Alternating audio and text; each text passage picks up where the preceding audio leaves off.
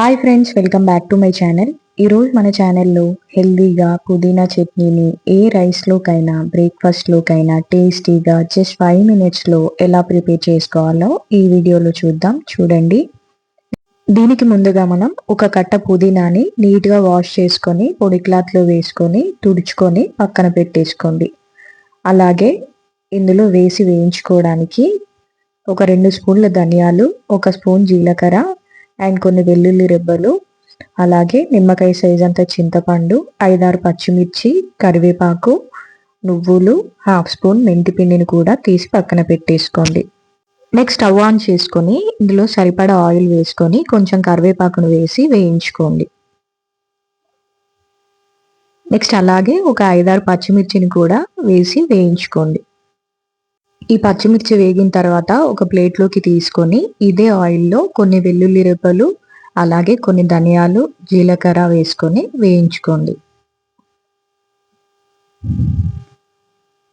ఇవన్నీ వేగిపోయాక ఇవన్నిటిని ఒక ప్లేట్లోకి తీసుకొని మిగిలిన ఆయిల్లో మనం నీట్గా వాష్ చేసి తుడిచిపెట్టుకున్న పుదీనాను వేసి వేయించుకోండి.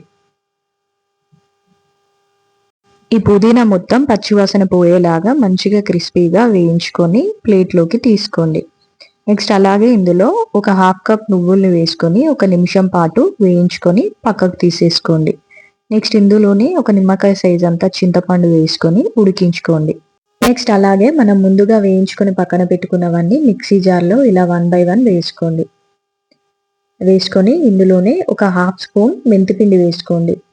నెక్స్ట్ ఒక 1/2 స్పూన్ సాల్ట్ వేసుకోండి. సాల్ట్ వేసుకొని లైట్గా ఒకసారి గ్రైండ్ చేసుకోండి. గ్రైండ్ చేసుకొని క్యాప్ ఓపెన్ చేసి మనం ముందుగా బాయిల్ చేసుకున్న చింతపండును కూడా ఇందులో వేసుకోండి.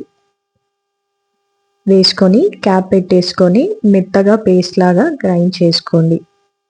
చూడండి, ఇలా మెత్తగా పేస్ట్ లాగా గ్రైండ్ చేసుకున్నాక ఈ పుదీనా చట్నీలోకి మనం పోపుని ప్రిపేర్ చేసుకుందాం. ఈ పోపు ప్రిపేర్ చేసుకోవడానికి మనకు కావాల్సినది ఆవాలు, జీలకర్ర, ఎండుమిర్చి, వెల్లుల్లిపాయలు, అలాగే కరివేపాకు, కొంచెం పసుపు, మెంతిపిండి, ఇవన్నిటిని పక్కన పెట్టేసుకోండి. నెక్స్ట్ స్టవ్ ఆన్ చేసుకొని ఒక గిన్నె పెట్టుకొని ఇందులో సరిపడా ఆయిల్ వేసుకొని ఇందులో కరివేపాకు, ఎండుమిర్చి, ఆవాలు, జీలకర్ర, పసుపును వేసుకొని ఈ పోపు కొంచెం వేగిపోయాక ఇందులో ఒక 2 వెల్లుల్లిపాయలని కచ్చపెచ్చగా దంచుకొని ఇందులో వేసుకోండి.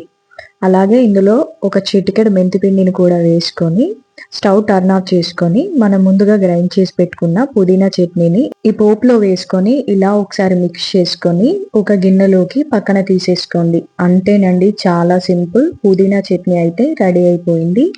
ఈ పుదీనా చట్నీ ఏ రైస్లోకైనా బ్రేక్ఫాస్ట్లోకైనా చాలా బాగుంటుందండి.